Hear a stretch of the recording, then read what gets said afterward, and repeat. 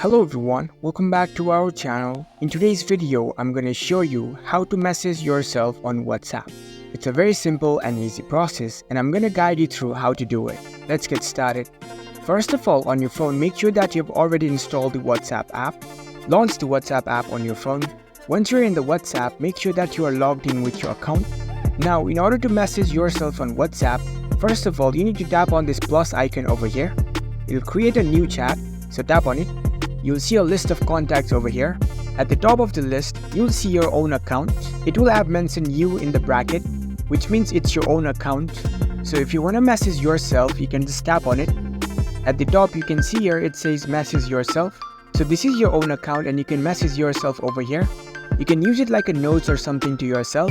So you can simply type any messages over here and it will be sent to yourself. You can keep it as a notes as well. So that's it. That's how you can message yourself on WhatsApp.